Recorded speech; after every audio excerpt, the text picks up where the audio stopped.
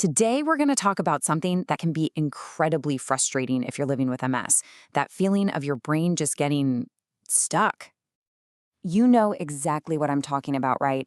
You have your day all mapped out, everything is set to go, and then one tiny thing shifts. An appointment gets canceled, you wake up with unexpected fatigue, a heat wave hits, and suddenly it feels like the whole day is just ruined. If that quote hits home, listen up. You are not being dramatic. That feeling isn't just you being disappointed. It's a real, legitimate cognitive challenge. So here's our game plan. We're going to break down what's happening when your brain gets stuck. We'll define what cognitive flexibility even means. Then we'll dive into some strategies you can use right in the moment, plus some long-term exercises for your brain. And finally, we'll talk about how to find some real power in having a plan B. Okay, first up, and this is really important, we need to frame this the right way. What we're talking about here is a symptom, not some kind of personal flaw. If you've ever felt that mental gridlock, please know you are so not alone. This is a recognized cognitive symptom of MS. It has everything to do with how your brain is working and nothing to do with being stubborn or just unwilling to adapt. So what's the actual skill we're trying to build here? Well, it's called cognitive flexibility, and it's basically your brain's superpower for adapting on the fly. Cognitive flexibility is one of the brain's executive functions. You know, those high-level skills that help us plan and organize our lives. Simply put, it's the ability to smoothly shift gears from one plan to another when life throws a curveball. Now, this is where it gets really interesting. This whole process happens in 3 parts, and it has to happen fast. First, you have to recognize, okay, this plan is not working anymore.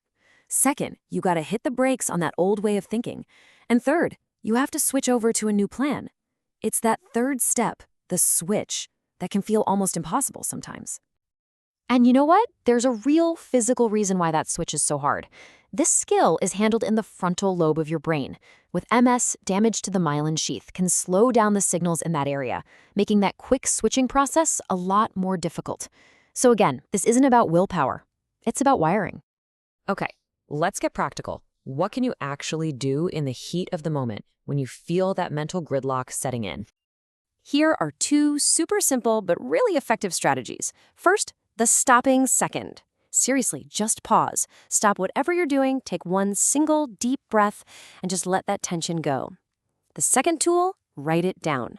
Grab a piece of paper, make 2 columns, original plan and new plan. Just the act of seeing it laid out can help your brain calm down and find a new path. And this is all about self-compassion. Instead of getting mad at your brain, try saying this to yourself. Just acknowledging, hey, my brain is having a tough time with this switch. And then giving yourself permission to take a minute, that is a huge, huge stop. Now, this isn't just about putting out fires. The really good news is that you can actually train your brain to get better at this over time. It's like a workout for your mind.